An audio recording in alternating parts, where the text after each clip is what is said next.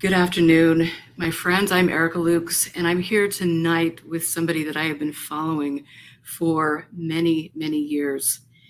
Every time I see Dr. Brian Moench on the news, I stand up a little straighter because I know that what he has to say is something that, as a person that lives here along the Wasatch Front, needs to understand. His work and the work of the Utah Physicians for a Healthy Environment has been very profound for me. I have studied all of everything that they've done to advocate for not only me, for you, but for people all across the United States and frankly, all across the world. I want to just tell all of you that if you don't believe that climate change is real, if you don't believe that there is an immediate threat to our health and safety and that of our planet, then tonight you are going to change your mind because you are going to be given facts about a crisis that is putting all of us in peril. 3 weeks ago, I saw Dr. Moench on a KSL news story about the Division of Wildlife Resources spraying Roundup, a toxic chemical, up Mill Creek, which is very close to where I live in Parley's Canyon. As I did more digging, I actually found out that this was par for the course and that Roundup was being sprayed all over Utah without most of us knowing or even paying attention. And that for me just simply is not okay. Let me introduce my guest this evening. Dr. Moench is a former faculty member of the University of Utah Honors Program teaching public health and the environment. He was former chair, deputy of anesthesia at Holy Cross Hospital, where I was born, and has been in private practice anesthesia at Holy Cross Hospital, LDS, and the Intermountain Medical Center since 1981. Over the last 15 years, he has given hundreds of community and academic lectures and PowerPoint presentations. He's written over 135 op eds for newspapers throughout the country and has helped communities in Utah, Texas, Pennsylvania, California, Alaska, Nevada, and British Columbia organize opposition to polluting industries. He's been an expert witness and written court briefs for pollution lawsuits. He has met with top EPA officials and was nominated by the Obama administration at Washington, D.C. conference as one of 50 finalists to receive the award Champion of Change for his work on global warming. He is also author of 2 books, one I have right in front of me and we're going to talk about tonight, Death by Corporation, The Killing of Humankind in the Age of Monster Corporations, and The Great Brain Robbery, Why Women Have Become Smarter Than Men, Science with an Attitude. He is also the president of Utah Physicians for a Healthy Environment, and I definitely urge all of you, even if you're not from Utah, to go there and check out the important work that they are doing. This is an organization that is dedicated to protecting the health and well-being of residents in Utah by promoting science-based health education and the interventions that result in progressive, measurable improvements to the environment of our health. And so now I would like to welcome Dr. Moench. Thank you so much for taking a Friday night to be here with me and with all of my listeners. Thank you, Erica. Thanks for having me. Thanks for your interest in all of these issues. And as you indicated, these are life and death issues for all of us, not only for the present, but obviously for the future. So as you and I had discussed earlier in the week, there are a lot of topics to go through, but they're all very important. And I'd be happy to discuss anything that your listeners are interested in afterwards. But we've got a lot to talk about. And I was certainly upset, as you were, when I found out that one of our state agencies was spraying Roundup in the hills right behind my house and throughout Mill Creek Canyon and Parley's Canyon. And I started thinking a little bit about the priorities of our multiple government agencies, especially state agencies, that so often seem to think, or I should say, view all of these issues with tunnel vision and ignore the consequences of what they want to do. Now, I'm not a big fan of invasive species, whether they're animal or whether they're plant. And in this case, myrtle spurs, I guess, was the target. But it seems like so many of these state agencies are conducting these kinds of operations without really understanding what the consequences are of what they're doing. And as I've talked to multiple government officials certainly in our state, but including the federal government as well, there really does seem to be a distinct lack of knowledge about the health consequences of a lot of these chemicals that they're using. The decision to use these chemicals is being made by people who simply don't have the kind of background that is needed in order to make an appropriate decision about how much more chemical toxicity can the public tolerate. So when you contacted me about that issue, I was happy to engage, and I hope we have a chance to talk about that throughout the rest of the evening. Yes, absolutely. And so how much is the Division of Wildlife Resources actually spraying this? Do you know? Do you have any idea? And if they're using drones, what kind of how is that for a delivery system for something that's toxic? Now, I had a few slides, and I'm going to try and figure out if I can navigate the, let's see, navigate the instructions here.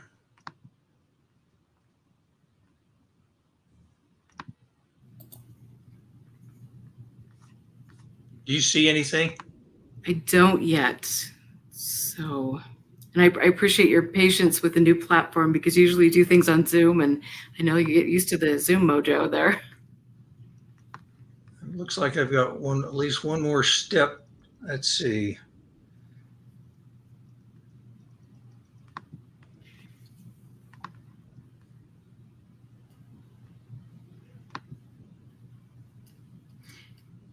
All right, it's supposed to add to the stage. Do you see any option to add to the stage? So down there is the present button, down at the bottom. Got that. Okay, and then you just do that, and then I will add that to the stage when you're. I've got my slides on my computer. And then you go to share screen. So present, share screen. And where's that? So you can hit present, and then it'll open up a window that says share screen down at the very bottom. I'm not seeing that window. Okay. So hopefully, because I know that you should have that option as a guest to present slides. And so if you need to, we can just trying to think of how to do this. If you want, you could send them to me, or we can try to, even though your slides are amazing, I have to say, every time I see your slides, you make me think and you make me laugh, and they are just. Well, let's see. Why don't we, I'll just use my slides for myself. How's that? Okay. We will use our creative imagination. Sure. I mean, some of them are nice, but they're not essential to the conversation. I think in order to understand the impact of any sort of spraying in a person's individual household, in their yard, in their community, in the state at large, we need to take a step back and see what kind of exposure we're all experiencing. And I would describe it this way. We have all been allowed to have our bodies become essentially chemical junkyards.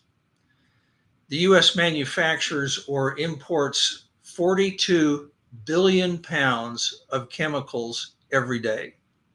Let me repeat that, 42 billion pounds of chemicals every day.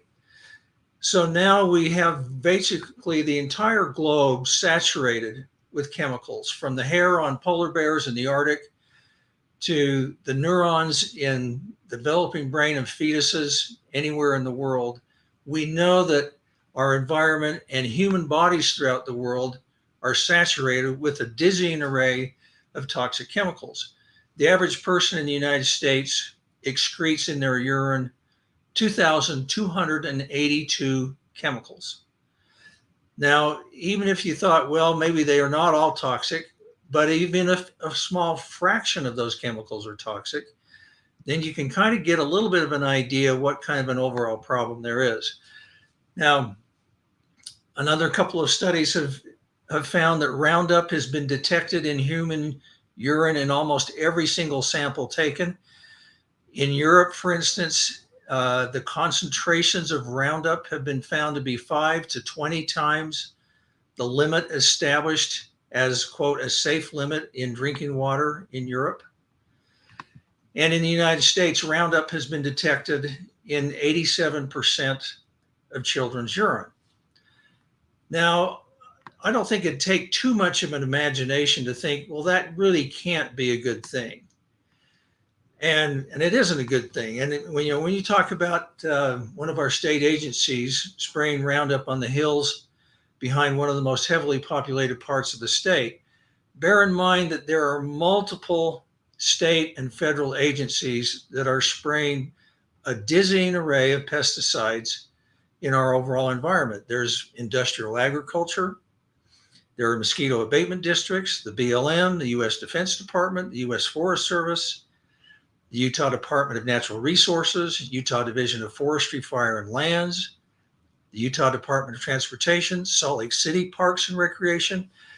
And then you have literally thousands of private pesticide companies who homeowners hire to spray their own yards. And in fact, this is the time of year when we get knocks on our front door in the late afternoon and on the weekends of salesmen trying to sell us pesticide control. And I've tried to tell my neighbors, you don't need it and you don't want it. But that just illustrates the fact that this is an industry that is pervasive, and those entities that are spraying these pesticides are far more than federal and state. They're private companies as well. And nobody's regulating the total cumulative exposure that all of us have.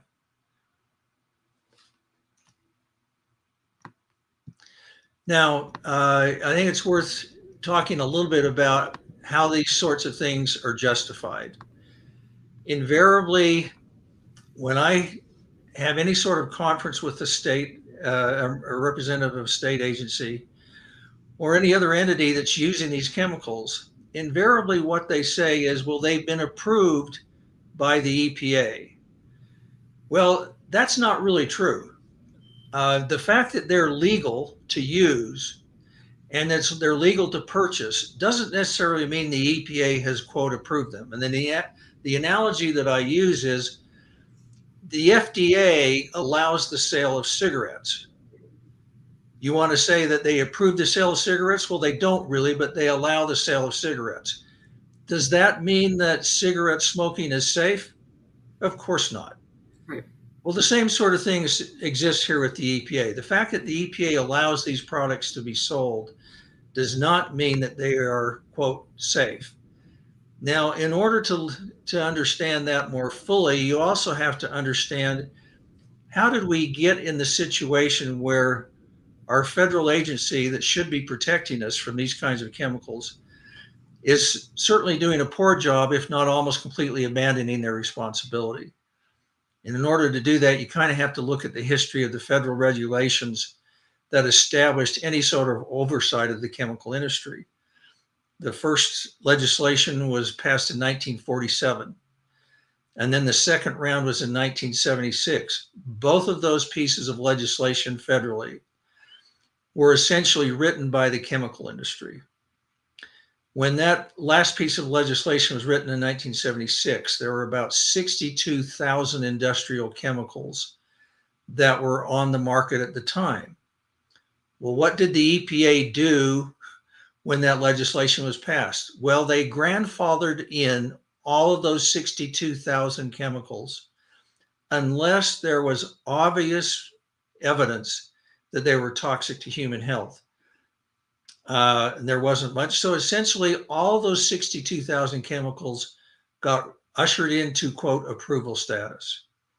Since then, we're now up to 140,000 different industrial chemicals, and many of those are pesticides. So the idea that the EPA is protecting us from things that are unsafe really is naivete, unfortunately.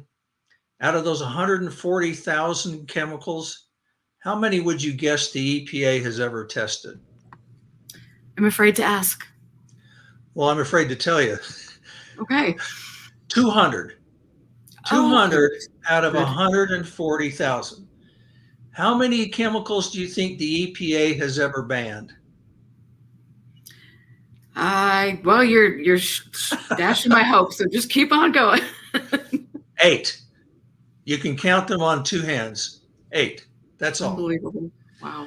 So right there, you can see that there's something wrong with that picture. If the chemical industry has manufactured since World War II 140,000 different chemicals to be used in consumer goods, to be used throughout the environment, to be used as pesticides, et cetera, and they've only tested 200 and they've only banned 8, you can see there's a real problem.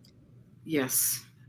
Now, it's also worth noting that multiple mainstream medical societies and organizations have in the last few years come out with very strong statements about essentially the overall harm to public health, children in particular, developing fetuses especially.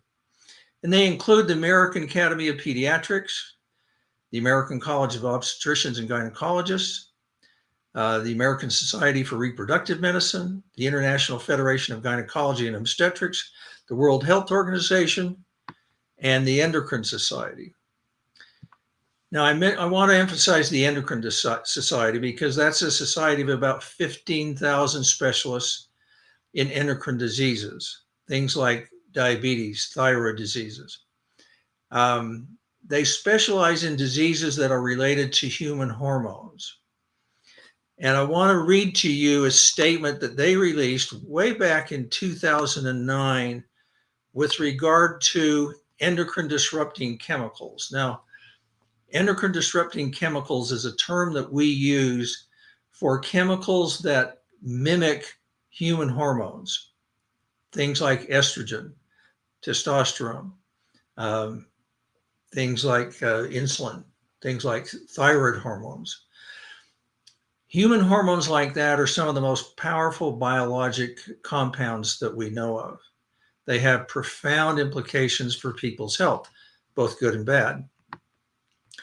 So this is the international society that specializes in endocrine chemical, or I should say endocrine disrupting chemicals that are disrupting because they mimic, meaning they either antagonize or augment human hormones. Here's what they said. Even infinitesimally low levels of exposure, indeed any level of exposure at all, may cause endocrine or reproductive abnormalities, particularly if exposure occurs during a critical developmental window. Surprisingly, low doses may exert even more potent effects than higher doses. So let's go back to the EPA for just a minute. The EPA was ordered by congressional legislation back in 1996 to start testing pesticides for endocrine disrupting activity. Now we're at 28 years later. They haven't done a thing about it. They were ordered again in 2015 to test at least the most common pesticides in use for endocrine disrupting activity. And again, they haven't done a thing. So here is the mainstream medical community that is telling our primary government agency that regulates these sorts of chemicals that they need to start addressing this issue and understanding and testing for endocrine disrupting chemicals of these pesticides, and they aren't doing it. And they haven't been doing it for 28 years. So we can look at hundreds and hundreds now of studies that show that most pesticides have endocrine disrupting activity. And what that means is they're extremely toxic at very low doses, low enough that it's comparable to what people are exposed to, even if they're not professional pesticide applicators, even if they're people like you and me who live our daily lives in our home, we go to work and so forth, at the kinds of levels that we're exposed to, hundreds of studies show that they're having significant toxic impact.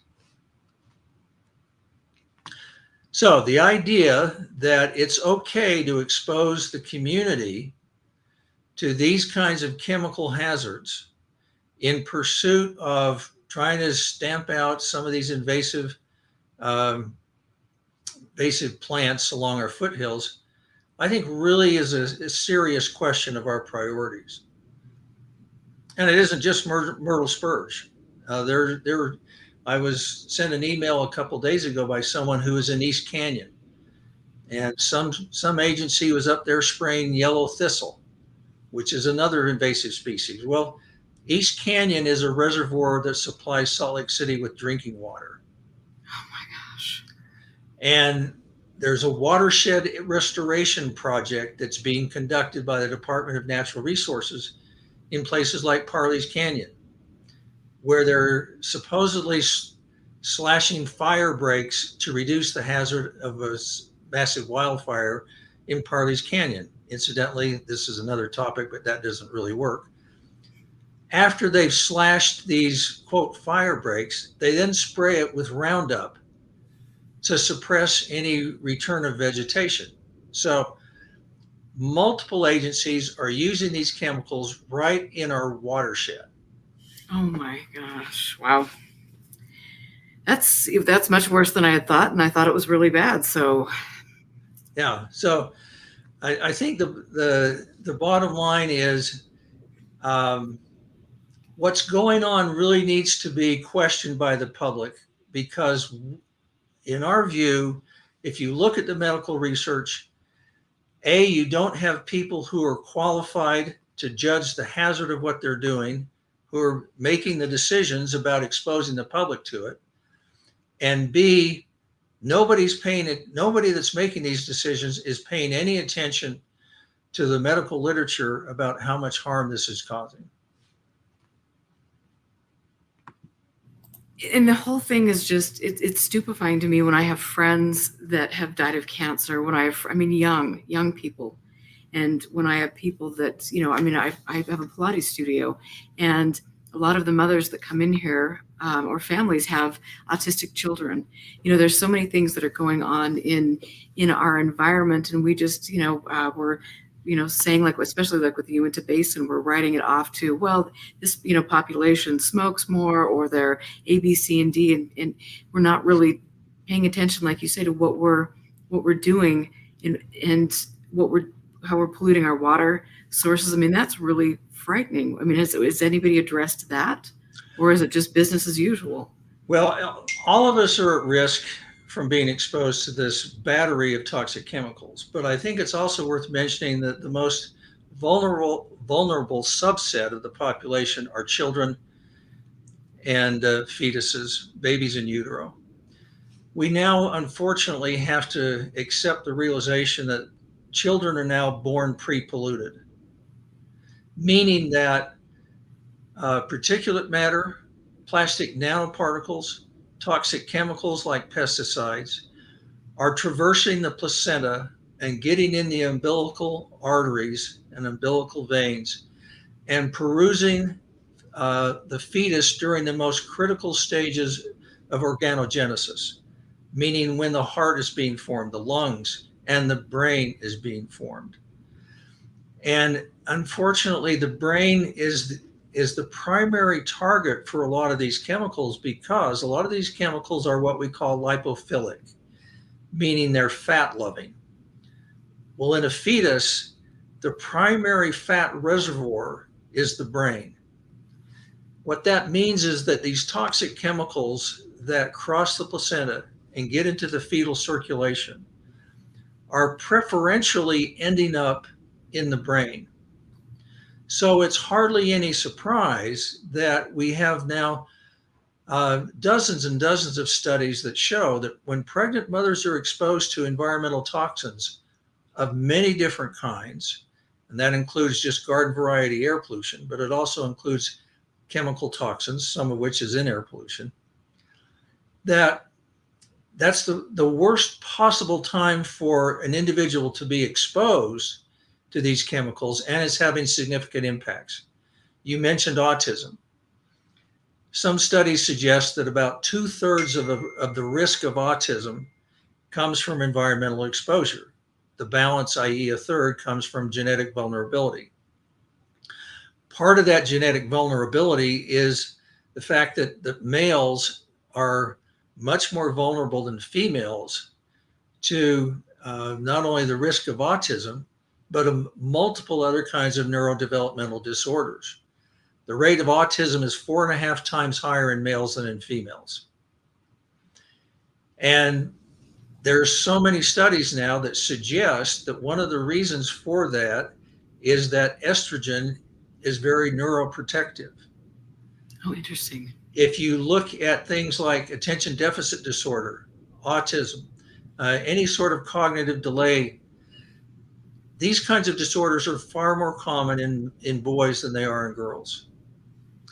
And so, the premise of the second book that I wrote was, if you look at this array of studies on the impact of neurotoxins in our environment, most of those studies that distinguished amongst the individuals tested according to their gender found that the environmental neurotoxins like lead, mercury, fluoride, nuclear radiation, pesticides, PCBs, BPA, phthalates, on and on and on and on, most of those studies show that males are impacted much more than females are.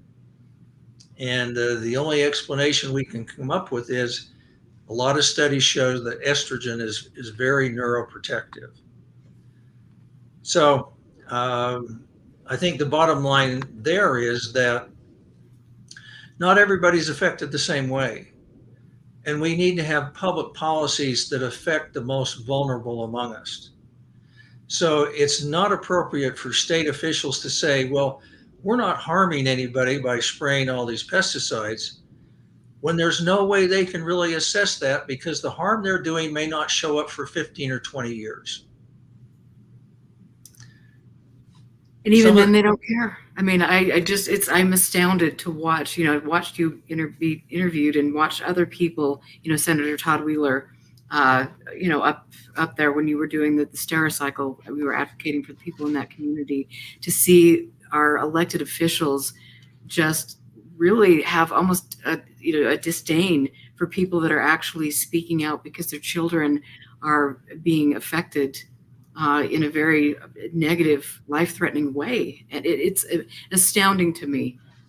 Well, it's actually even another degree worse than that, because say let's take the impact of environmental neurotoxins that may not show up till a kid gets to school. It may not show up until they become an adolescent or a young adult, when we know epidemiologic studies show that they have higher rates of mental illnesses like depression, anxiety, and psychotic breaks. But now we also know that a lot of these chemicals are affecting genetic integrity and epigenetic integrity. And the difference between those two is genetics refers to the actual chromosomes. Epigenetics refers to the chemical bath that those chromosomes sit in. But if the chemical bath that the chromosomes sit in is disrupted or altered in an unusual way, then the chromosomes may not function the way they're supposed to, even if it doesn't break their DNA bond. So bottom line there is, environmental toxins of a variety of things like chemicals, like air pollution, like plastics and so forth, the real damage may not show up until subsequent generations. So when people say, oh, well, this isn't harming me, and there's no evidence it's harming the community, they're not looking at the whole picture, not at all. And do they care? And I think that's where sometimes when you look at people that are, promoting, well, the apocalypse is coming, who cares? Get your guns, get your food storage going. We don't care about the next generation. I mean, that's a great excuse for certain people. Well, unfortunately, I would say that if you were to characterize the ideology behind government regulations of things like pesticides, I think the fair way to characterize what goes on in the United States is how much harm can we tolerate? Whereas the model in the European regulatory structure is how much harm can we avoid? And that's completely different. How much harm can we tolerate compared to how much harm can we avoid? And so, uh, in order to get better public policy, in order to get state and federal agencies to actually start protecting us the way they should, the public needs to be educated. And we need to get the public to start putting pressure on our federal and state officials to do a better job. And I know, for me, because as I mentioned, I followed your work for so many years, and everybody that I come in contact with, they know about you. They know about your organization. I have a lot of friends that live in Mill Creek. I mean, I'm 5 minutes away, and to know that they're up there taking their animals for walks. And very interestingly enough, I mean, I have read reports, and I wanted to ask you about this to see if it's correlated, but we have the news as of late, people are reporting in Mill Creek that they've seen dying wildlife or dead wildlife. Could that have any correlation to what they're doing with the spraying? Oh, absolutely. What they're using is Roundup. And we could do a couple of shows, or if not more shows, on how Roundup got to be such a dominant player in the pesticide industry, and how it got to be considered by state agencies and federal agencies as, quote, relatively benign. And to try and make a long story short, the manufacturers of glyphosate, now let me make sure people understand, glyphosate is the main ingredient in Roundup. There are hundreds of formulations of glyphosate. The difference between glyphosate and Roundup and all these commercial formulations is that they add other things to it, like surfactants, things that make the chemicals stick to the surfaces, the leaves of plants, for example. Well, the original studies on glyphosate alone actually suggested that glyphosate itself was fairly benign, but it's also ineffective.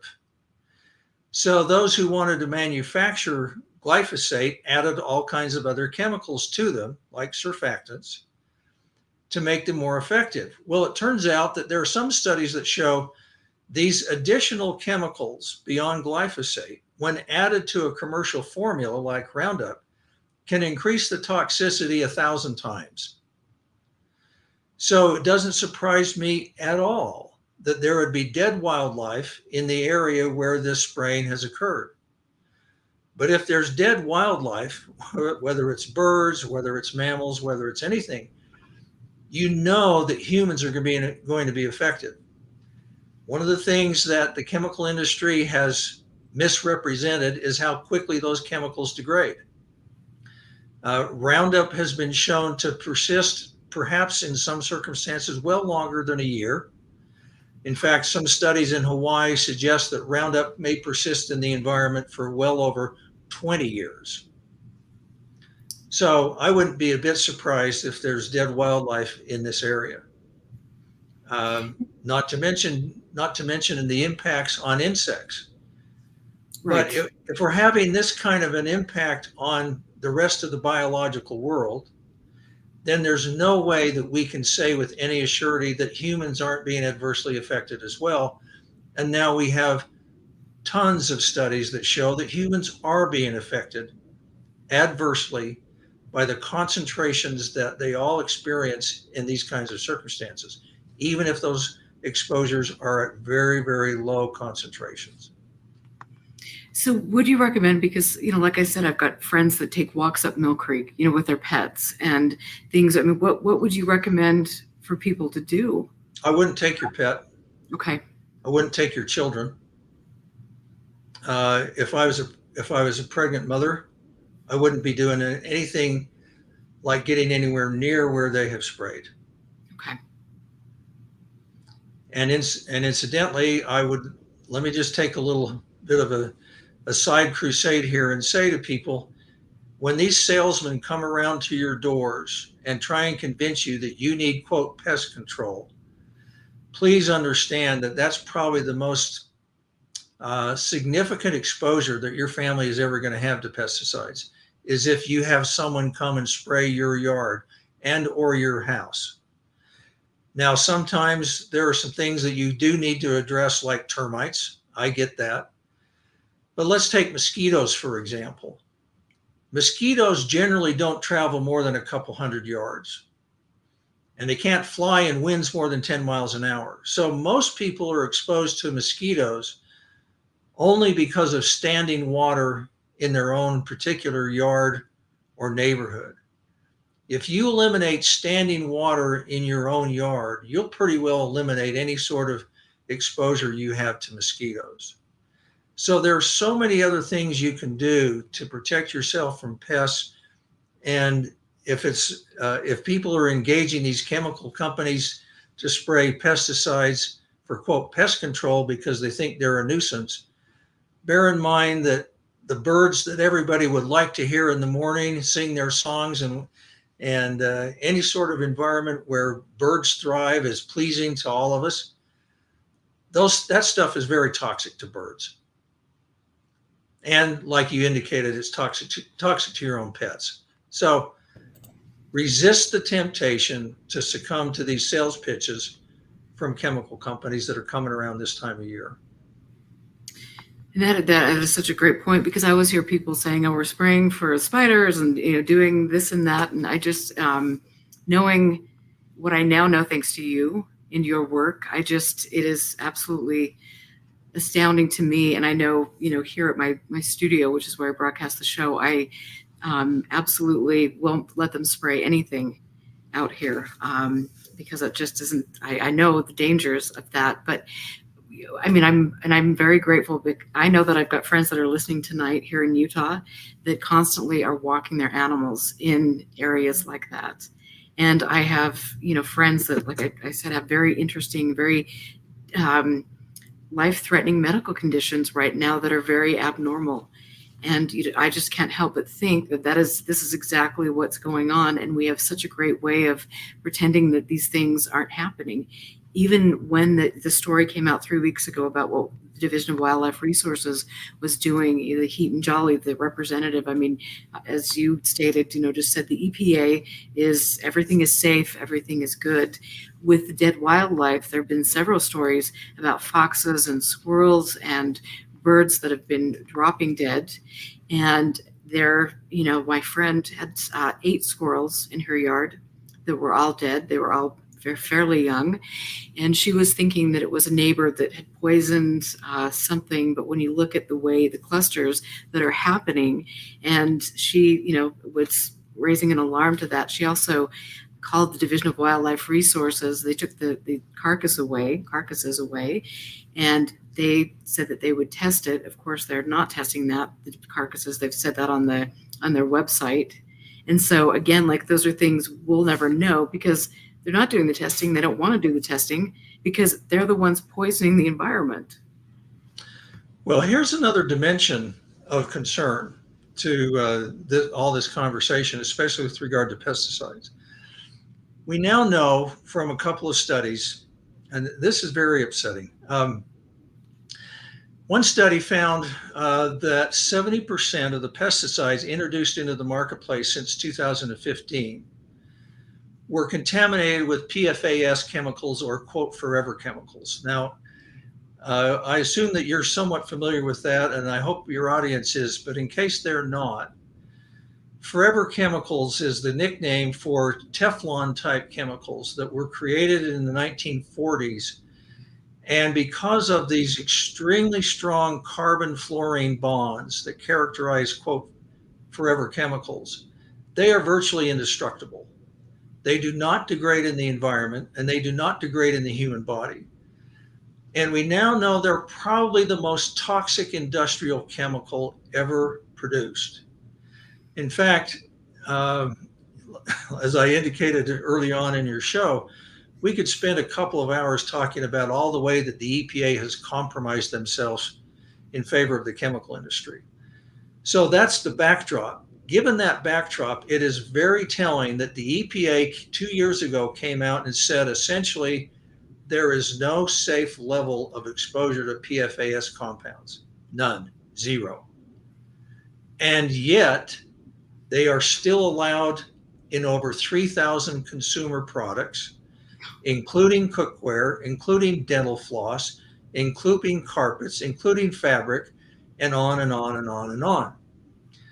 But if you wanted to expose humanity as efficiently as possible to PFAS or forever chemicals, the best way to do that would be to contaminate pesticides with them. And that's what has happened. Because apparently PFAS compounds, when added to pesticides, increase their durability and their longevity, and therefore they're viewed by the applicators as more effective. Now, another couple of studies have verified the same sort of contamination of pesticides with PFAS compounds. But now here's the thing that's really unnerving. About a year ago, the EPA announced that, hey, we can't verify that there are PFAS compounds in all these pesticides. We didn't find any. Well, it turned out that what they tested was chemicals that were sent to them from labs that had found it. They sent them the same samples, and the researchers that sent them those samples deliberately tainted those chemicals with PFAS compounds, which is a common practice to use as a verification of their technology. So the EPA then announces to the public a year ago that, hey, pesticides aren't contaminated with PFAS compounds, when in fact the samples they got were deliberately tainted with them on purpose. So the EPA's technology is either terrible, or they are lying to the public, or both. The bottom line is almost certainly most of the pesticides, and that term refers to insecticides and herbicides, most of those are undoubtedly tainted with PFAS compounds, to which there's no safe level, even according to the EPA. So that adds an entirely new dimension to the concerns about toxicity of these chemicals being sprayed in our environment, in and around your home, in your neighborhood, in the Great Salt Lake, in our watershed, on your food, blah, blah, blah, blah, blah, blah, blah. And I remember seeing maybe 6 months ago, there was an article, a news story about ski wax. Yes. And how up in Park City that was getting into the water.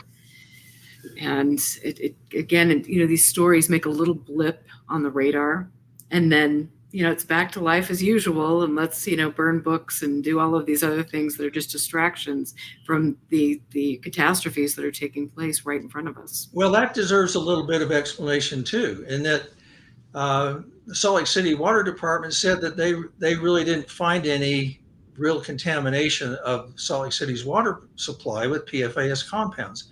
Well, that's great, except for this reality. And that is the levels that even the EPA said are toxic are so tiny, they are below the ability to detect them. Let me be more specific. There are two main types of PFAS compounds. One is called PFOA, the other is called PFOS. They said that the only safe level would be anything below 0.02 parts per trillion and 0.004 parts per trillion. Well, the limits of technology in terms of detecting these compounds are between 200 and 1,000 times greater than that. So if anybody says, if the Salt Lake City Water Department or the EPA or the state says, well, we didn't detect any PFAS compounds, well, all that means is that the technology is not sufficient to allow them to actually detect concentrations that the EPA says are 200 to 1,000 times greater than what's acceptable. And yet, would they inform the public of that fact? Apparently Right, not. right. No, I think it's great that there isn't even more of that stuff around. But the point is, when the EPA, that has this long history of being far too cozy with the chemical manufacturers, comes out and says there's no safe level of exposure to these chemicals, and we can't even come close to detecting the levels that are toxic, you can't take any comfort in that. No, I don't. And I've got to ask this question. Amy wanted me to ask this. She has a friend that self-sprays their property regularly with permethrin. Is that dangerous? Yes, that's a pyrethroid. And it's important to emphasize again, I touched on this a little bit, that it isn't just the primary ingredient that's toxic. Sometimes it's other chemicals that are used as adjuvants, surfactants, or synergistic agents. And in fact, one study published in the journal Pediatrics found that actually the most toxic of the various chemicals in that permethrin group was the synergistic agent that is used to enhance the toxicity, not the primary agent. There are very disturbing studies about how intellect is compromised, cognition is compromised in children if they're in the upper quarter of children in terms of overall exposure to these kinds of chemicals. So with regard to permethrin, yes, it is toxic as much as these others. I know some of the salesmen who try and convince people that, oh, this is just made from flowers, like chrysanthemums. That's very deceptive. It's not true. And those chemicals are just as toxic as any others. Thank you for answering that for her. It is just, I'm just blown away. And I think about, the new prison, as you were mentioning, and the mosquito abatement and things. And of course, they wanted to move the prison so they could have a good land grab, and a handful of money could make money, or developers could make money off of that piece of land, which they're going to, I think, erect the Statue of Responsibility. Have you heard about that monstrosity? Well, we tried to warn the state years ago that they were creating an unsolvable problem. You're not going to get rid of the mosquito population around the shores of the Great Salt Lake unless you get rid of the lake. And of course, that's obviously an ecological disaster for multiple reasons.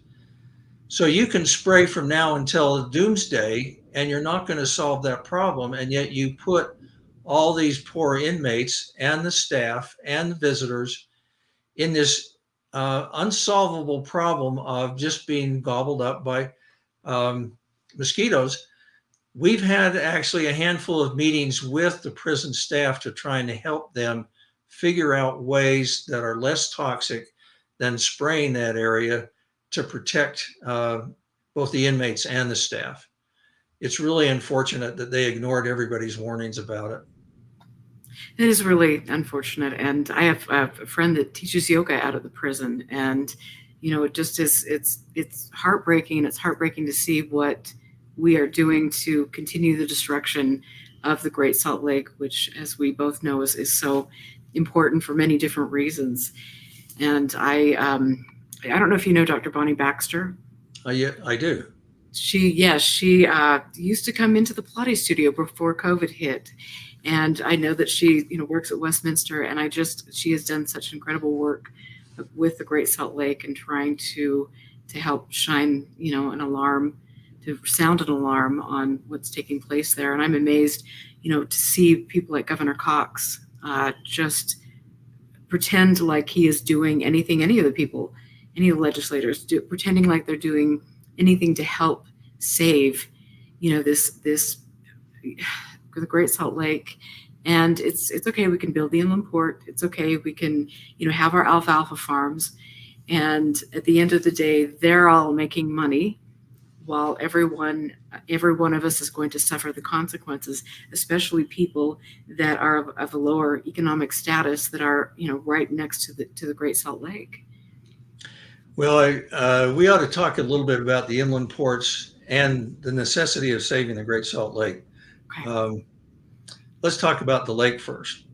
A lot of people have heard about the fear of dust storms being generated from the drying lake bed, and that's a very legitimate fear. And then you hear some other people saying, well, it's just dust.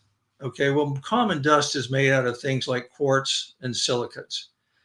If you inhale very tiny particles of even those common dust minerals, the body treats that as an invasion and it triggers an immunologic response, which in turn triggers a chemical cascade of inflammation, such that there's no way that the body is not going to try and defend itself and create this damaging situation of chemical inflammation in response to just dust. So there's plenty of studies that show that just garden variety dust, when inhaled, is a serious health hazard.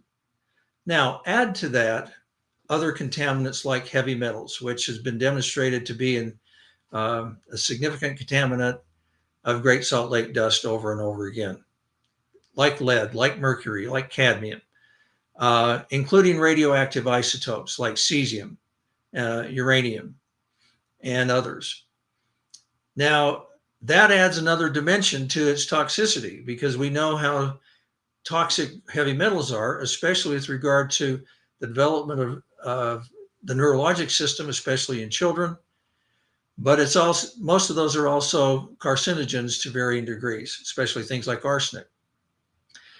Now, add to that industrial chemicals like from the mining industry, add to that pesticides from the agricultural industry, add to that this.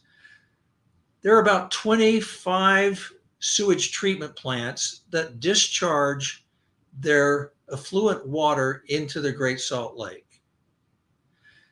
Now, what do you think is in the discharge water from sewage treatment plants? Sewage treatment plants were never designed to take toxic chemicals out of that water, and they don't do it. And in fact, we talked a few minutes ago about the PFAS compounds or forever compounds being so toxic. Well, now we have multiple studies that show that PFAS concentrations are higher in the discharge of sewage treatment plants than in the intake. So we're all putting PFAS in our sinks, in our toilets, and so forth, and they end up in the sewage treatment plant, but they end up in even higher concentrations in the discharge water that's sent to the Great Salt Lake. So if we allow the Great Salt Lake to continue to shrink, we're going to have even higher concentrations of PFAS compounds in that dust, in addition to all the other toxins that we know are there, like microplastics. And don't get me started on microplastic. Well, okay, get me started on microplastics. Okay, get started on microplastics. but the point is, the discharge of the dozens of sewage treatment plants along the eastern shore of the Great Salt Lake is not even given any thought by anybody. But this is the first time I've heard about that. So you're right. All that does is add to the overall toxic profile of that dust. And you can add to that pharmaceutical residues. We're all putting pharmaceutical metabolites and residues into the sewage that's collected in any sort of town or any sort of city. In fact, things that are so common like metformin and many other drugs are very easy to measure in municipal sewage. Well, whatever's in that sewage in terms of chemical toxicity is going to also be in the dust as the Great Salt Lake continues to shrink. So there are multiple reasons why dust from the Great Salt Lake is a public health hazard, some in ways that the public has never even thought of. And so what, I mean, with Kennecott, let's talk about Rio Tinto for a minute and their long history of polluting the environment. Well, they have certainly enjoyed kind of a free reign to dump a lot of their waste into the Great Salt Lake over the last 120 years.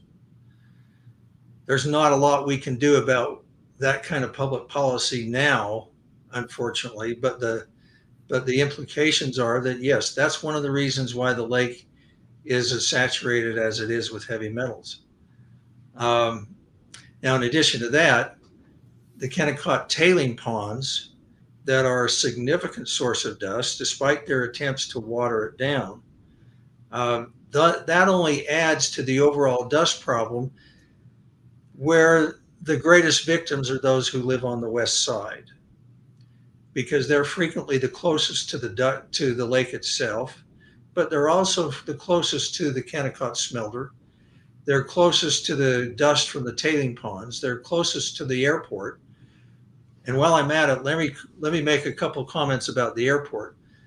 How many times has anybody ever mentioned the pollution from an airport? You're the only person. Yeah, okay, that's what I thought. Well, jet fuel is particularly toxic because the particles generated are extremely small.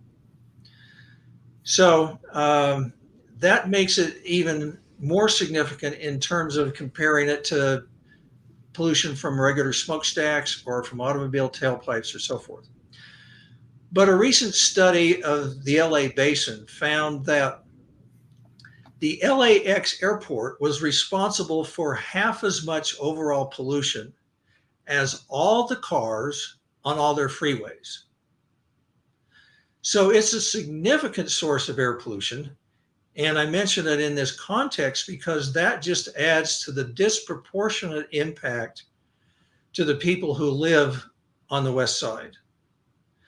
Now add to that the fact that they're downwind from some of our major oil refineries, and they're also downwind from sterogenics and the carcinogenic emissions from that manufacturing plant. Add to that, they're in the crossroads of our major freeways. So there are multiple sources of pollution and toxic chemical exposures that are significantly greater concern for people who live on the west side.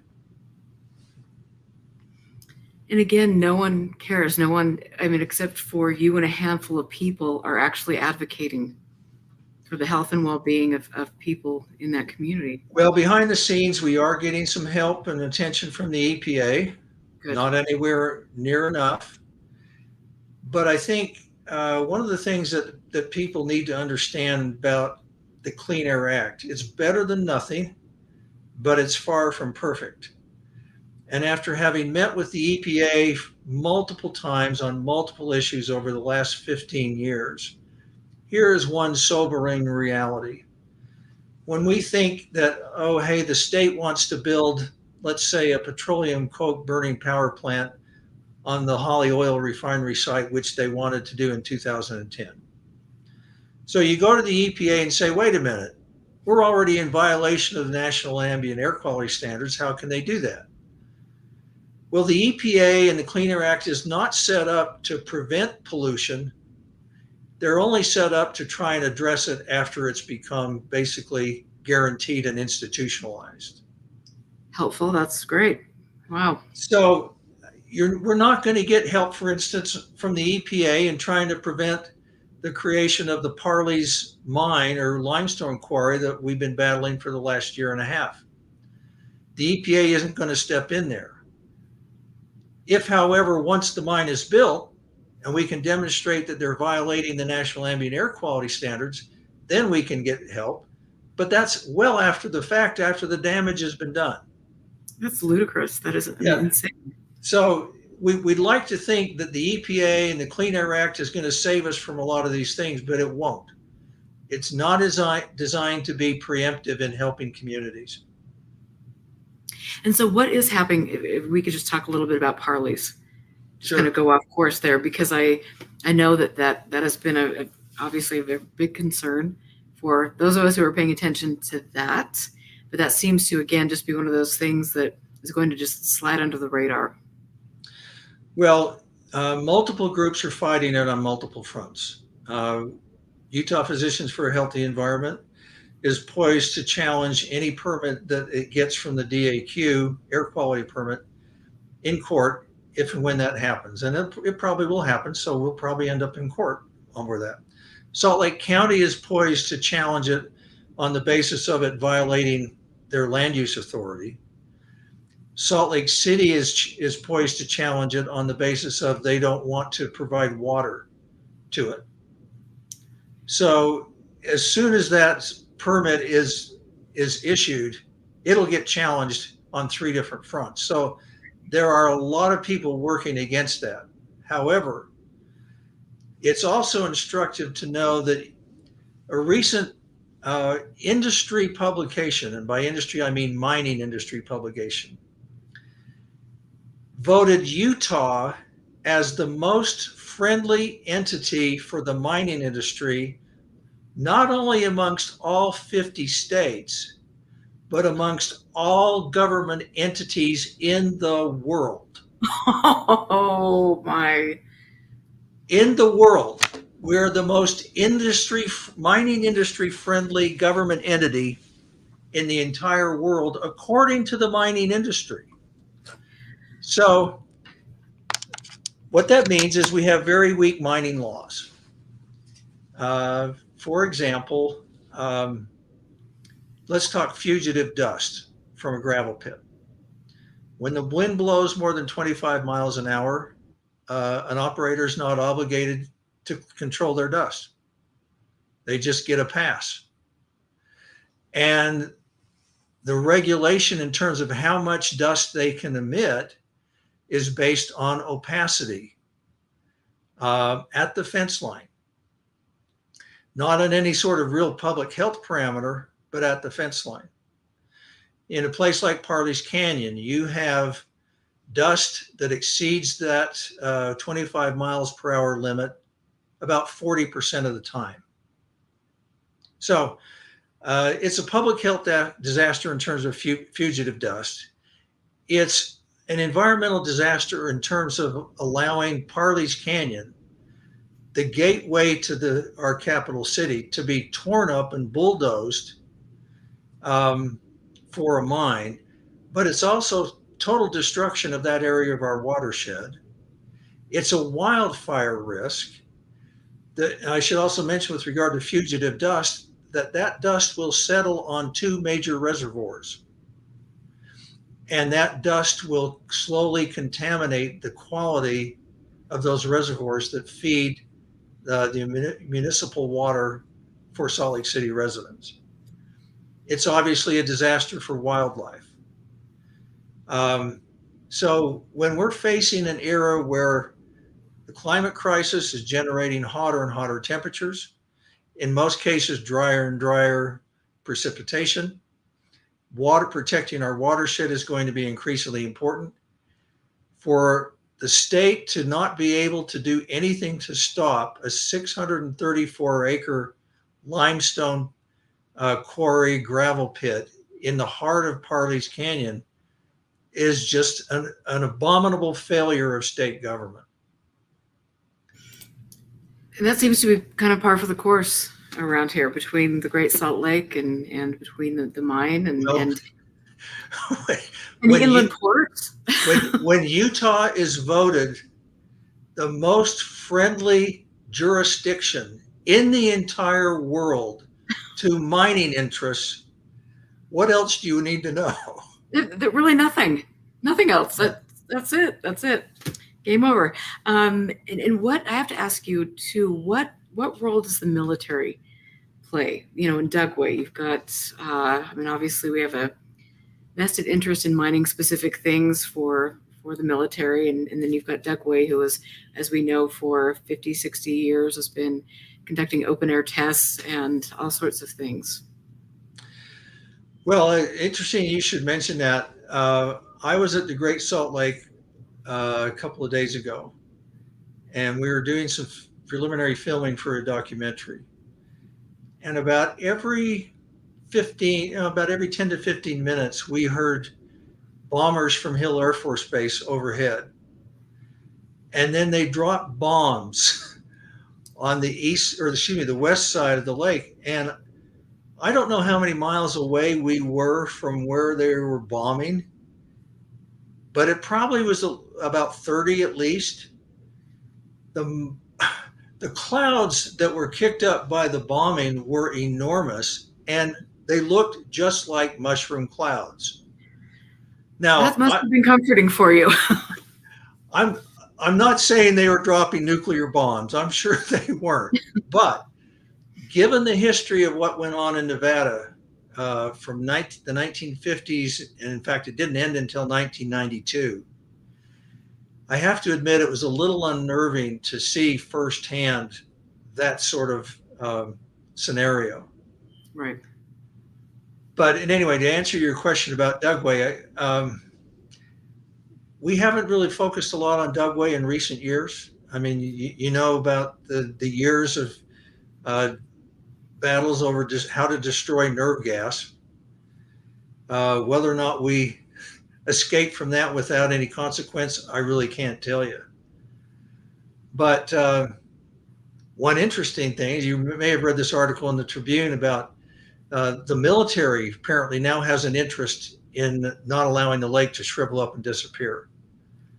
So we're actually going to be trying to contact the military and see what sort of help or allied interests we might have with them in terms of saving the lake. And so what's the reasoning behind that? Well, they have installations that need to be protected that won't be if the lake is allowed to shrivel up. Okay. Fascinating. Yes, I have to just tell you, and I know my listeners know this, but I spent the first year of my life living at Dugway. And this was a year after the Dugway sheep incident. Oh, a year after that, huh? Yeah. So, Wow. I'm wondering how that will manifest. I mean, Yeah, that's not the best time to. that's a to very live out unsettling thought, isn't it? It is, but it's the way it rolls. But it is amazing to me that I can live in Salt Lake and talk to people that have been in Salt Lake their whole lives that don't even know about Dugway. I mean, that to me is just mind-boggling. Yeah. Well, my visit to the lake this week was the first time I've visited the lake personally in all the years that I've lived here, which has been my entire life except for college and residency and an LDS mission. So, I mean, I've lived here for 60 years, and I haven't been to the lake until this last week. What did you think? It's really inspiring. It's a beautiful desert panorama. The south part of the lake is a very pretty blue. Now, that's not the case with the northern arm. But if you like desert beauty, it is beautiful. And for people to think that it's just a wasteland, that's a total misunderstanding of what the lake is. But in this context, saving the lake is not just to save the iconic natural resource of the state. It's to avert a public health disaster that will affect 2.5 million people. When we look at the studies on the impact on public health to other places in the world where terminal lakes have been allowed to disappear, like the Owens Lake in California, like Lake Urmia in Iran, like the Aral Sea in Uzbekistan, there are real serious public health consequences when lakes like that are allowed to shrivel up and disappear. For example, studies are in the communities in Uzbekistan that surround the Aral Sea, which is now 90% gone. It used to be the 4th largest inland lake in the world. It's now down to 10% of its original size.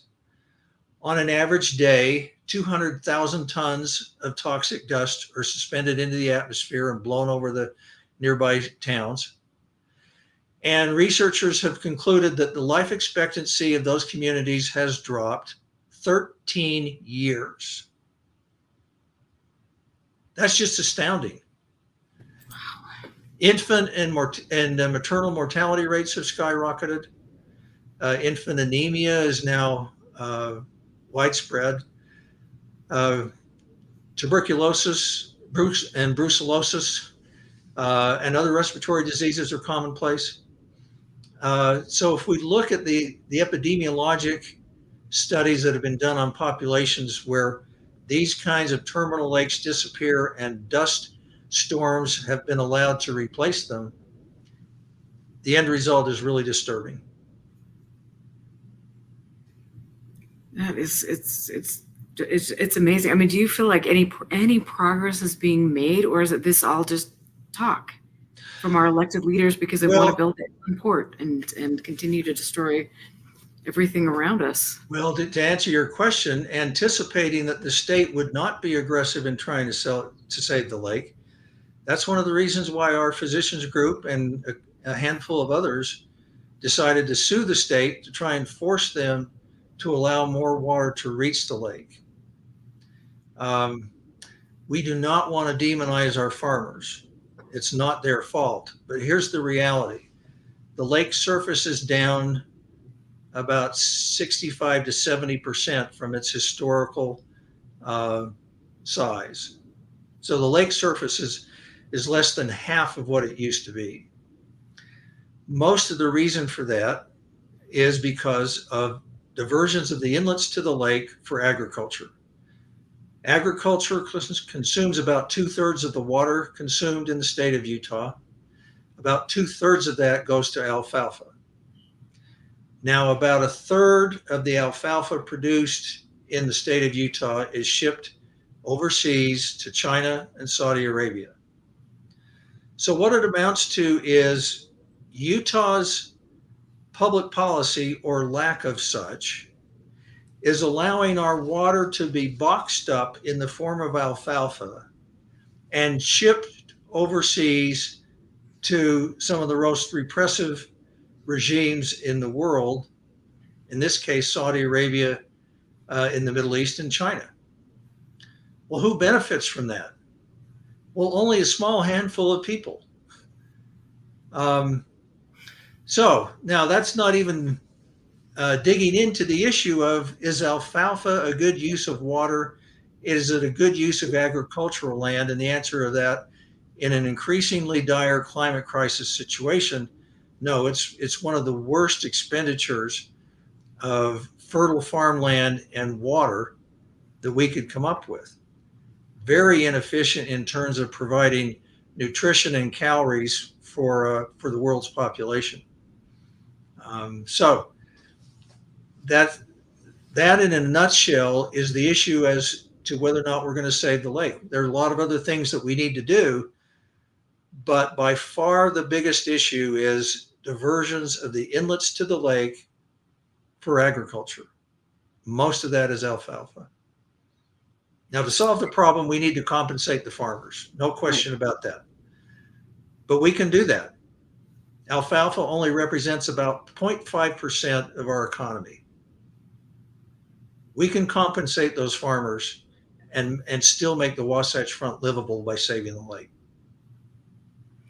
And can I just ask you too, because I wonder, you've got like the NSA. How much water is the NSA data facility using? And is that a threat as well? Could that...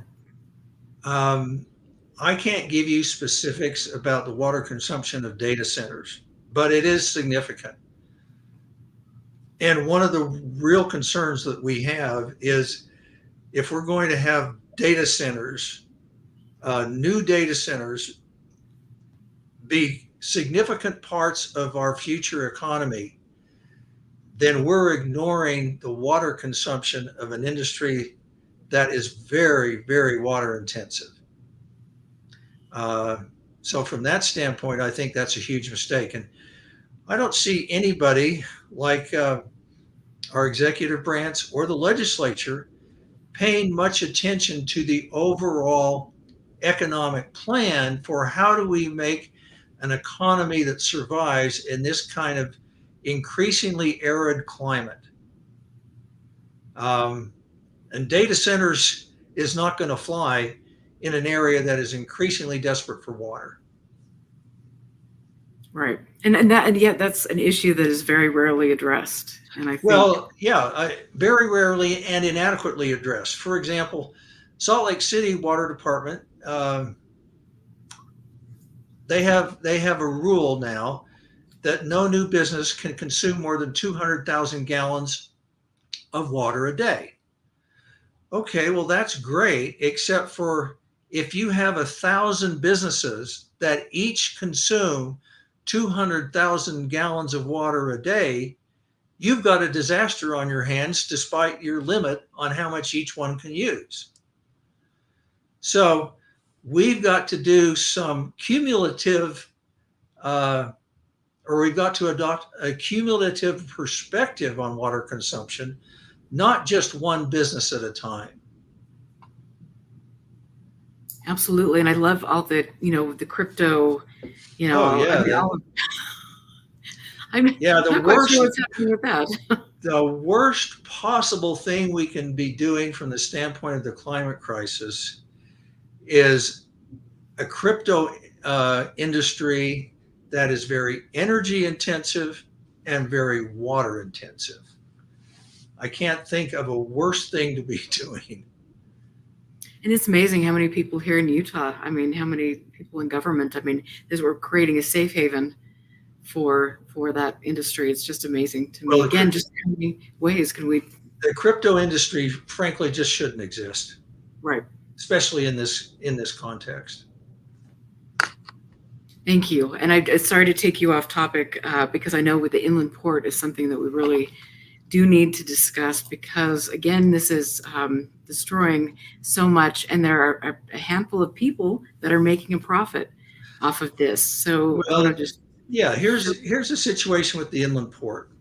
and We cannot, that's an example of what it's like at existing inland ports. You cannot save the Great Salt Lake and at the same time amputate its wetlands. Wetlands are an integral part of the Great Salt Lake ecosystem.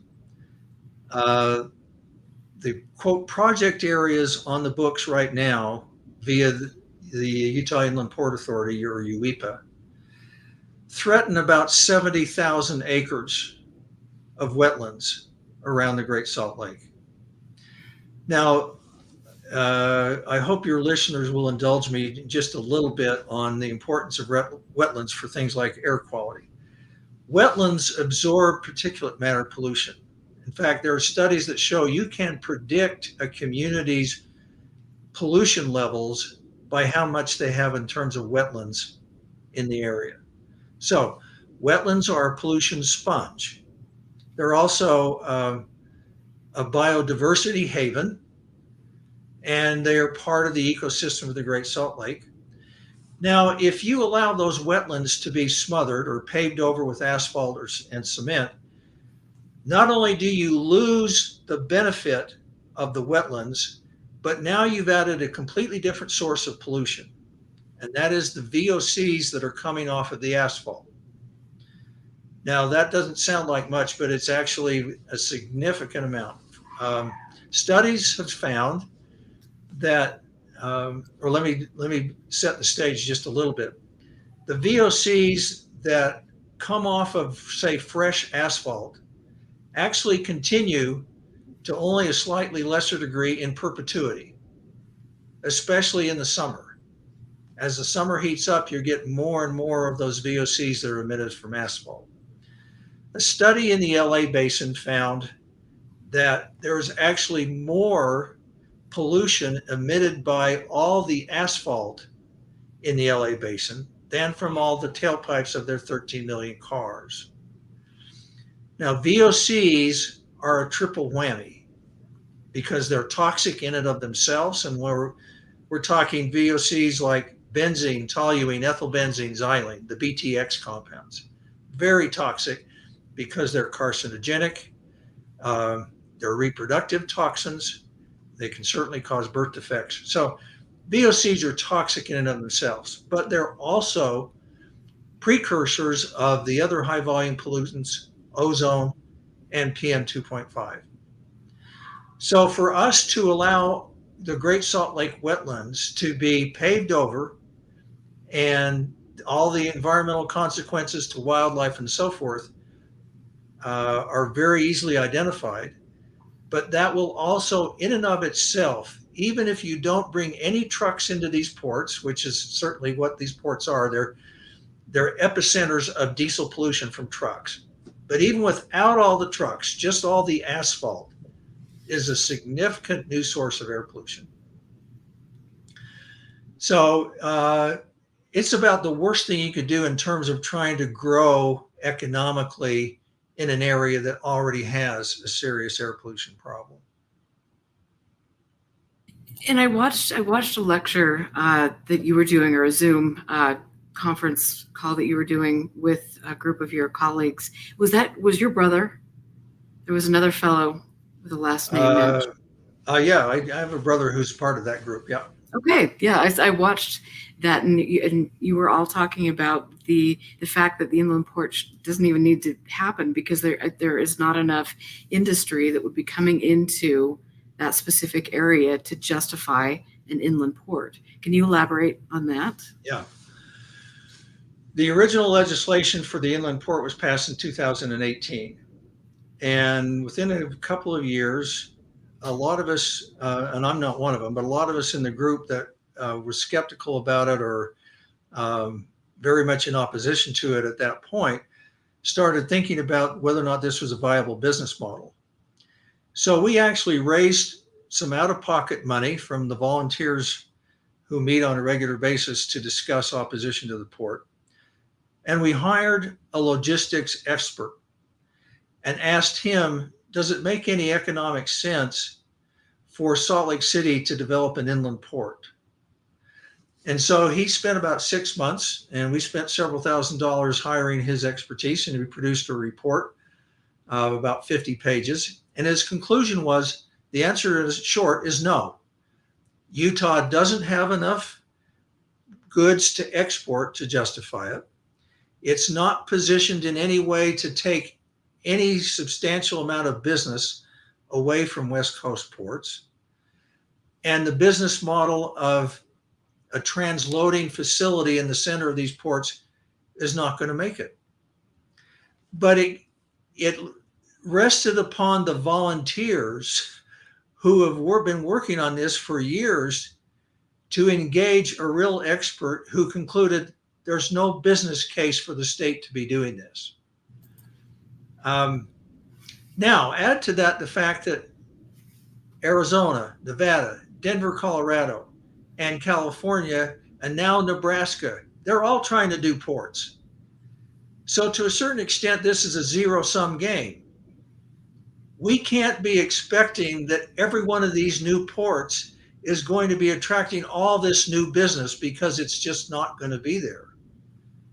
So whatever aspirations that our leaders had about this economic nirvana from an inland port, not only is not going to work, but now even that small stimulus that they might be able to expect is now going to be shared with multiple other states. It's just not going to work. The bottom line is taxpayers are being built to support a bunch of well-connected developers. And that's the only, I wouldn't say that's a positive, but that's the only real stimulus that we're going to get out of this. And do you know if they're the same developers that are developing Silicon Slopes? Well, we have the same developers involved in almost every one of the ports that are now proposed, in Tooele, in Weber, in Tremonton, in Spanish Fork, and blah, blah, blah, blah. Over and over again, it's the same companies. Okay.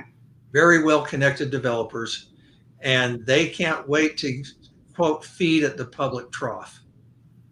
Because that's what this amounts to. These are taxpayer subsidies for developers to build essentially massive warehouse farms. Now, the port will tell you, oh, we want to attract other businesses. I'm sure you want to attract other businesses, but what's happened so far is just massive warehouse farms. And luckily, I've heard you and your colleagues say that you're going to make sure that everybody is kind of outed to make sure that a business that is associated with the inland port, that they're going to be, a spotlight will be shown on them to say, hey, wait a minute, do you really want to associate yourself with the inland port? Well, we should also talk about the jobs angle here. So Utah's unemployment rate is 2.7. That's essentially full employment. Most of the jobs that have been created in these massive inland port / warehouse farms are warehouse jobs that don't pay a living wage. As of a few years ago, Amazon warehouses Amazon employees that worked in their warehouses in 9 states were on public assistance. That's not the way to create a growing, viable economy for Utah's future, is to invest in that kind of an employment sort of sector. That's not the way to do it. But that's what we're headed towards with this.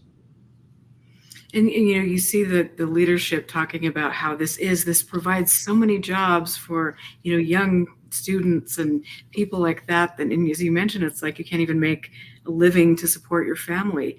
And I also, when you're looking at these developers in Silicon Slopes, that's been the big thing. Come out here and we've got all these tech companies. Well, all of these companies are folding and, thousands of jobs are eroding.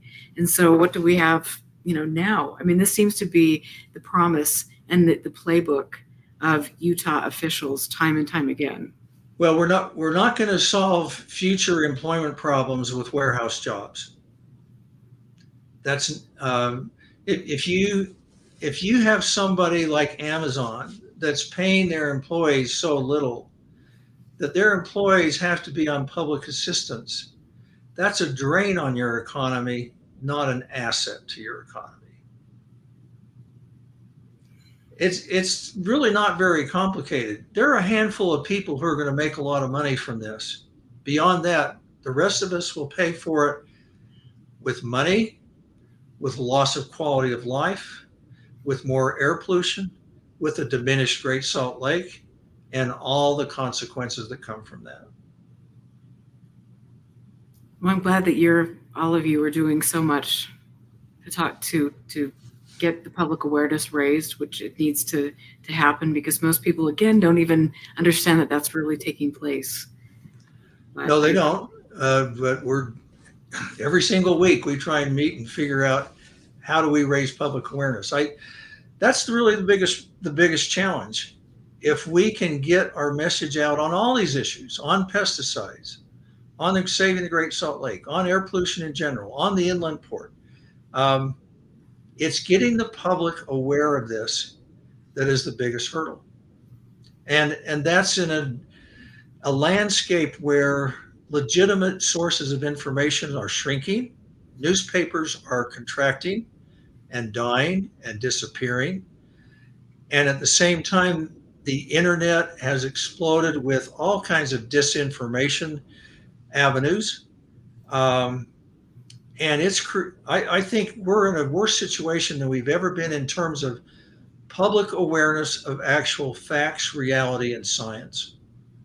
Absolutely. And as I mentioned earlier in the show, there's so much that is being put forward to people. It's like really good people that actually should be involved in the environment, and all of these things are getting pushed down a rabbit hole where we're going to be antagonizing people with different thoughts. We're going to be burning books. We're going to be doing saving Trump and all of these things, and it's all a distraction that is carefully, in my opinion, manipulated by people like Monsanto, Bayer. They strategically do this and create and mount disinformation campaigns, and also target, as you mentioned in your book, Death by Corporation. They also target journalists and insert themselves in academia. And so can we talk a little bit about that and the disinformation campaigns that are taking place, that are really doing a detriment to what you want to put forward and what we need to know? Well, to a certain extent, we've always had to fight disinformation. If you go back to, say, the Nevada nuclear testing debacle, and I will call it a debacle, I know that people will make excuses for it, that we had to do this because of the Cold War, blah, blah, blah, blah, blah. It's still a huge mistake. The fact that we were basically willing to sacrifice the lives and health of millions of our own citizens in the name of a nuclear arms race, to me, you can't justify it. But going back to that era, the 1950s, we were fed a line by the Atomic Energy Commission that nuclear radiation was really no serious matter, that we would all, or that we wouldn't be exposed to enough radiation that there would be any consequences. Well, they knew better at the time. They weren't telling people the truth. They knew that. You can look at all these industries that I mentioned in my book, the lead industry, the asbestos industry, in many cases, the chemical industry like Monsanto, industrial agriculture, in many ways, the pharmaceutical industry, in many cases, the automobile industry. They all had a business model that in some respects, in other cases, many respects, was willing to sacrifice the lives of their customers for their profitability. Well, they did that on the basis of misinformation. So we have had historically a problem with our government lying to us. Oh, they lied to us for decades about cigarettes. We had information on the toxicity of cigarettes in the 1930s. And oddly enough, you know who was actually doing the best research on that was Germany. The Nazi Germans actually had very good research on the toxicity of cigarettes. Wow. But we did not institutionalize any sort of constraint on cigarette smoking until the early 70s. So for 30 to 40 years, there was corporate and government not just turning their backs on the information, but delivering misinformation on all these kinds of things. So we have that as kind of a backdrop. Have to understand that misinformation has always been out there, but now we're in a totally different and much more serious situation because everybody has access now to the internet and everybody can opine on anything they want. So everybody now thinks that they can be their own expert. So we're experiencing a death of expertise. And then on top of that, you can have people who are sinister, bad actors deliberately, like repressive regimes, like totalitarian regimes like Vladimir Putin in Russia and Xi Jinping in China, that we know are deliberately feeding the American public with misinformation to stoke fear, to steer the elections to a certain result, to stoke division and hatred within our own society. So we're in a new, we've been in a battle over misinformation and outright propaganda ourselves for a long time, but we're in a whole different universe now when it comes to misleading the public. And that is just, it's sad to me to see how so many people, and you saw with COVID and then the birth of QAnon and some of these, things where people were just online, they just think that they're their own experts, as you say, and they're not verifying their sources. They're not checking a website that pops up that really has, great front end, but you don't know who's behind the website. You don't know who is behind this nonprofit that is promoting specific things and bilking people out of money. And so it's been a fascinating few years in that regard, a fascinating and frightening few years in that regard. And I hope that by, talking with people like you and doing shows that, that we can address this and educate people, because that's really, truly the most important thing that we can do is educate people and teach them how to be grounded in what they're looking at. There are all too many very tragic anecdotes of people when COVID was at its worst, who were believing this disinformation about COVID and about vaccines, who were so desperately ill that they had to be intubated and put on a breathing machine in order to survive, who still didn't want to be intubated and put on a ventilator because they insisted that it couldn't be happening because they had been told and they had read that this was all a hoax.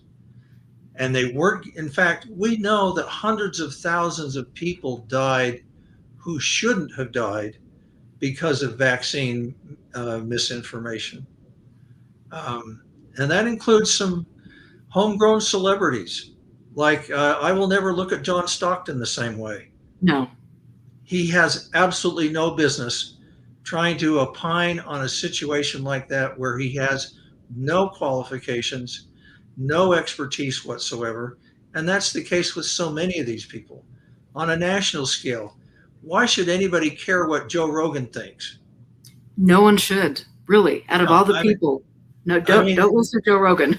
These quote influencers who shape people's opinion, many of them have absolutely no expertise whatsoever on many of the issues that they have shaped public opinion on.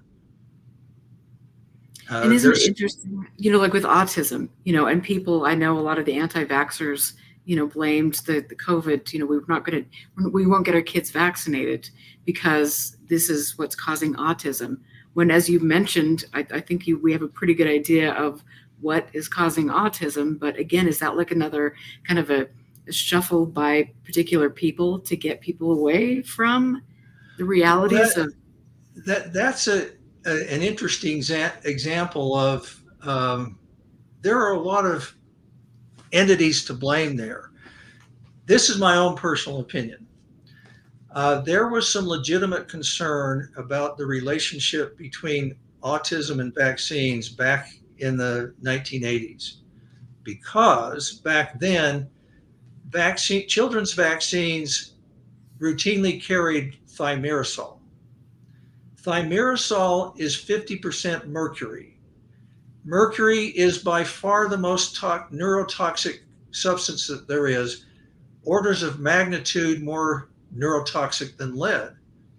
So we know there's no safe level of lead exposure. There can't be any safe level of mercury exposure. And yet thimerosal was used as a preservative in vaccines.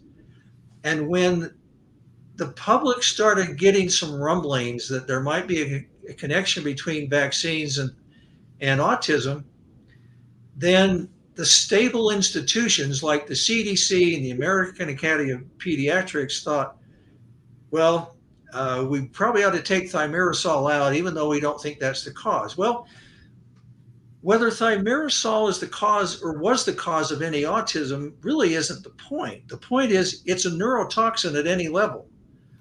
So if the outcome is, well, you just shaved an IQ point or two off of an infant with that vaccine, well, that's not appropriate.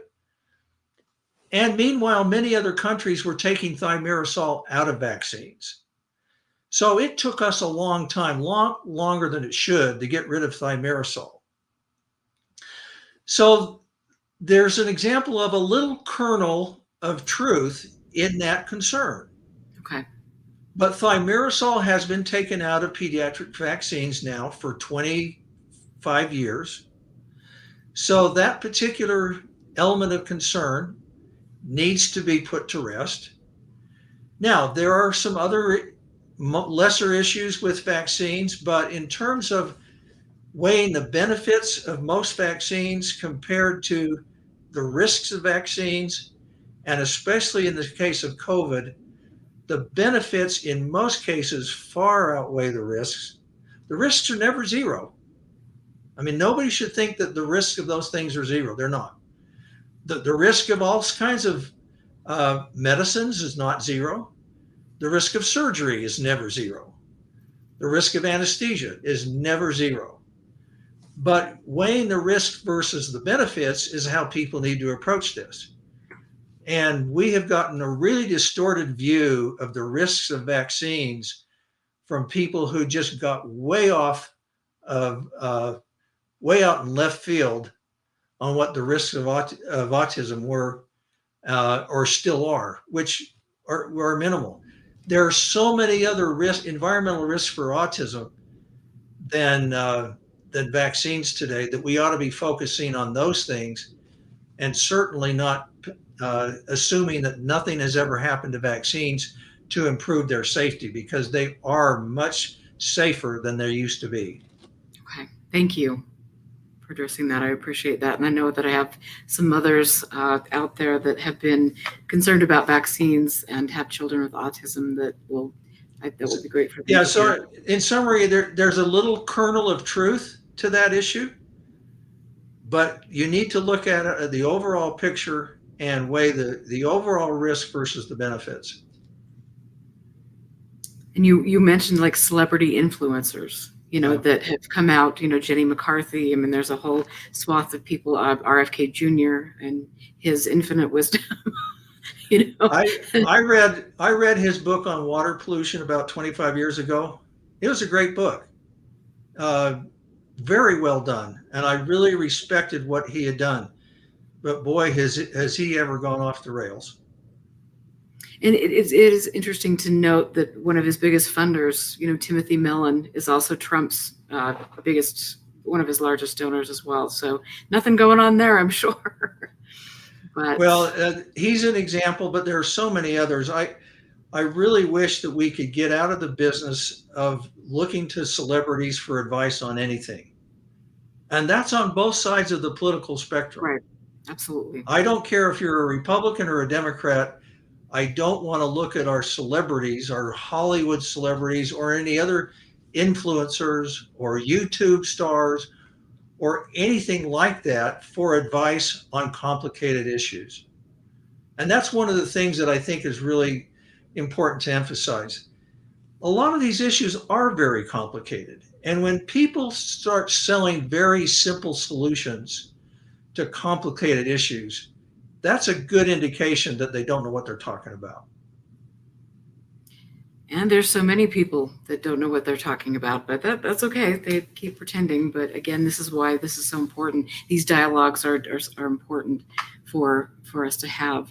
And I want to, because I know we're running out of time, we haven't talked about the Uinta Basin. And that's something that, again, I've been following for many, many years. I remember seeing the article in Newsweek back in 2015, then Rolling Stone magazine.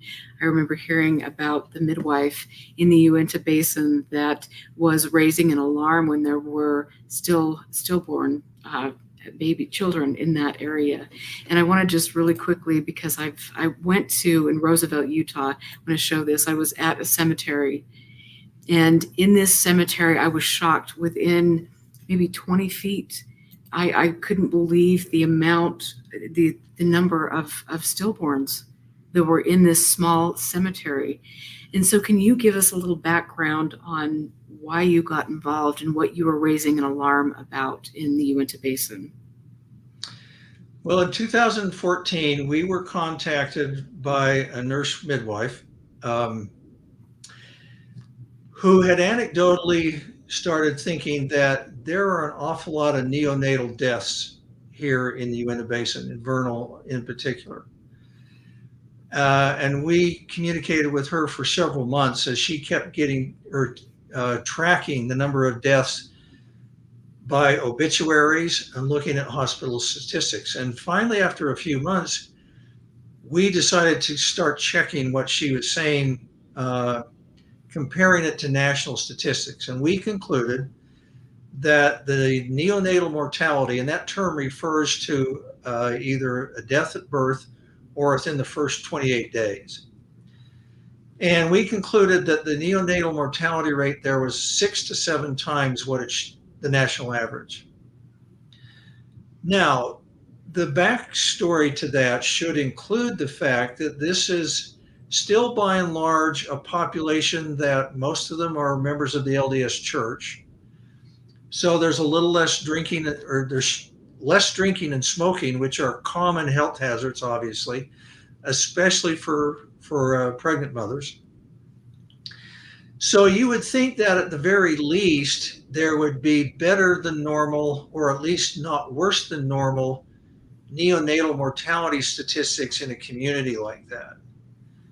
But when we looked at it, it was clear that that was not the case. And it also seemed as though the rise in neonatal mortality paralleled the activity of the oil and gas industry.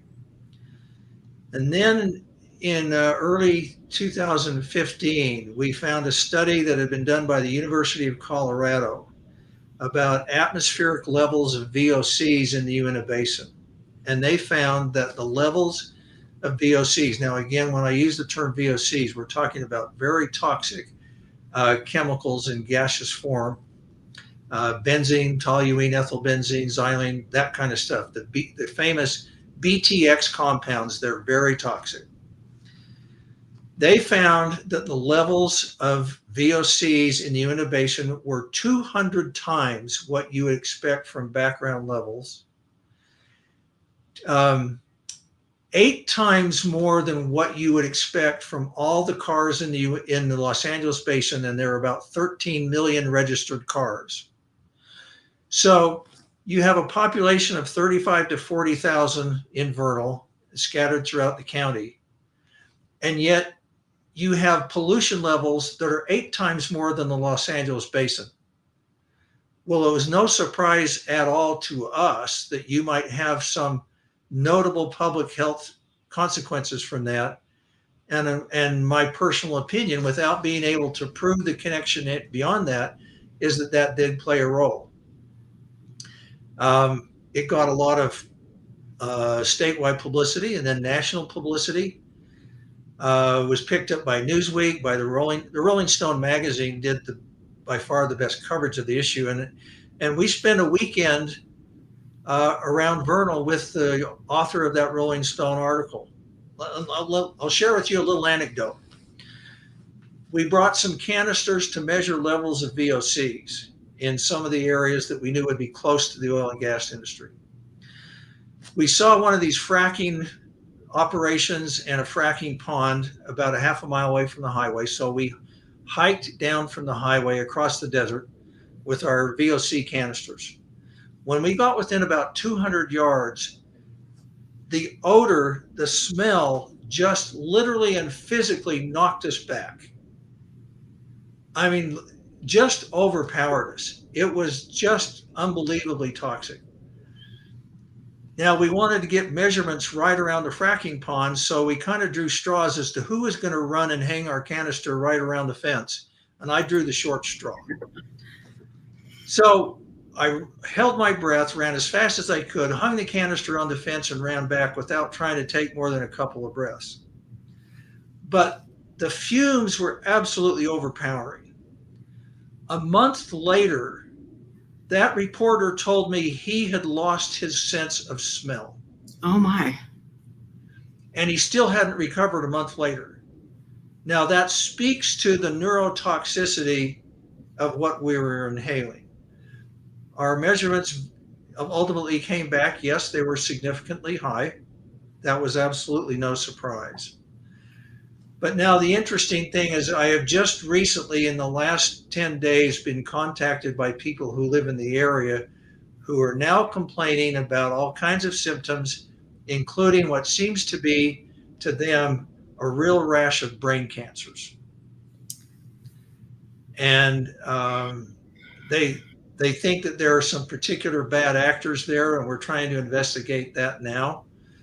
But bottom line is, I think the problem's still there.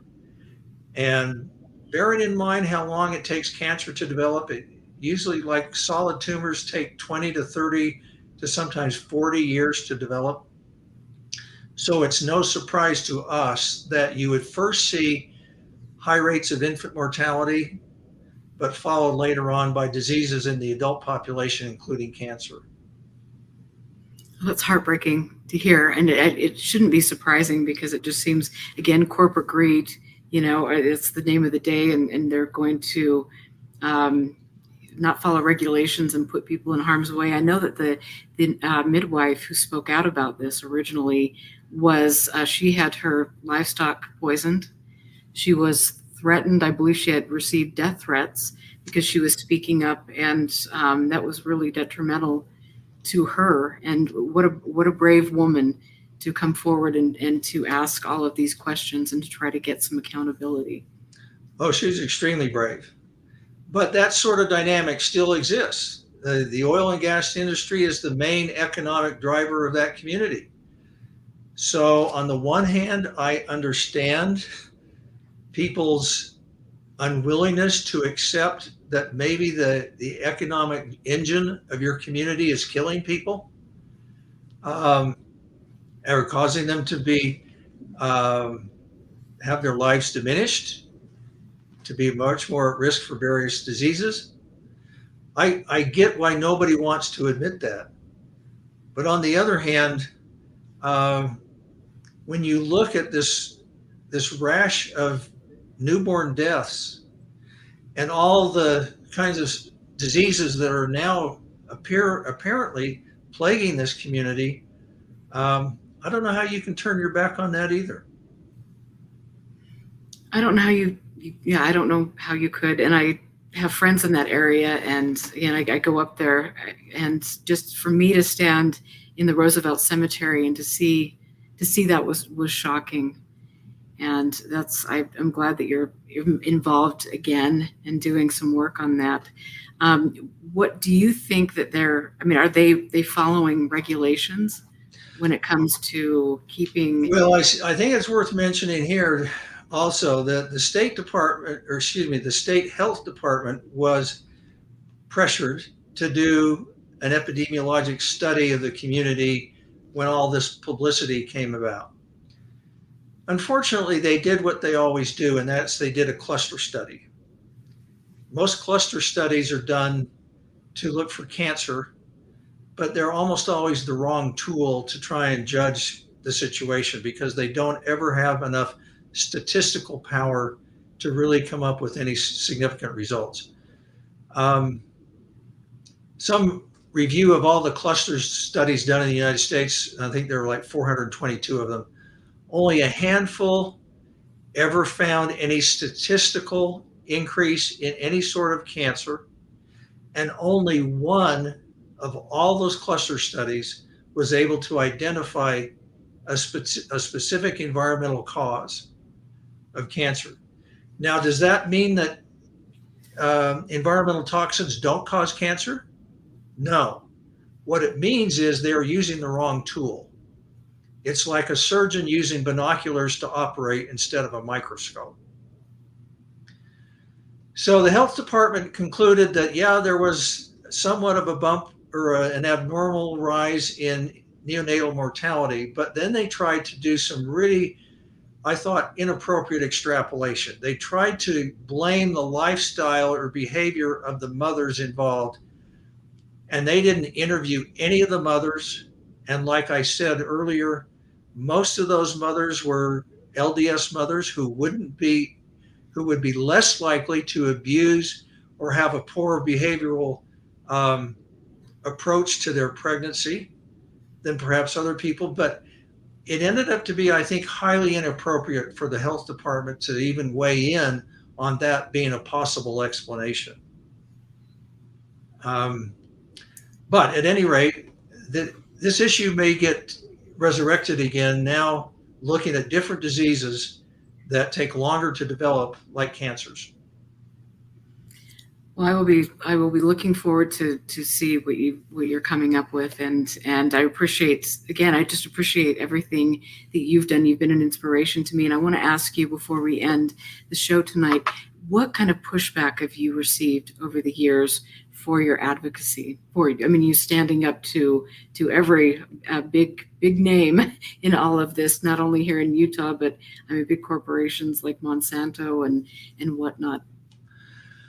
Oh, I've gotten some nasty emails for sure. One of our first big battles was a campaign to try and get the Air Quality Board to vote to not allow Kennecott to expand.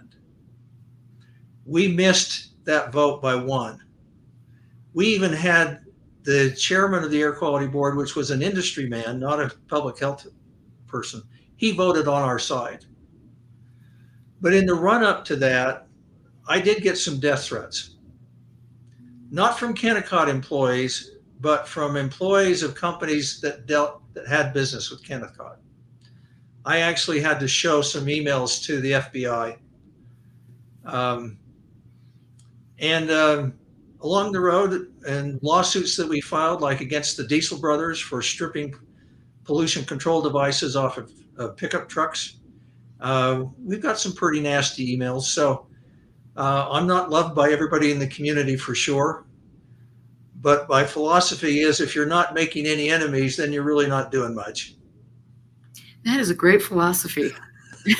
And one I seem to kind of follow as well. I mean, it's so important to, I look at people, sometimes I'll be in the grocery store and I'll just look at people interacting and talking about their kids' soccer games and just, you go to work, come home, hang out with your family, do all these things. And yet, I mean, and you can choose to live a life where everything is very simple and you're enjoying your family, you're enjoying your retirement or things.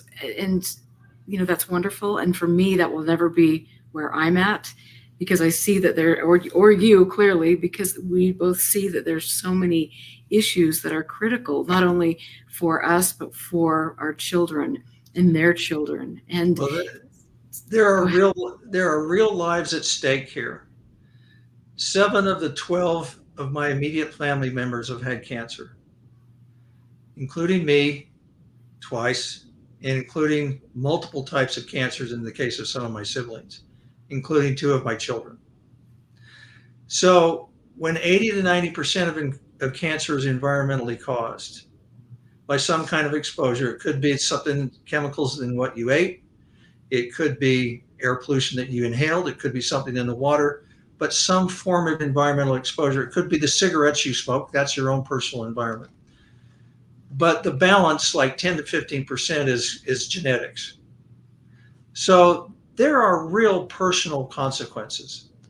We just buried my 54-year-old niece from ovarian cancer.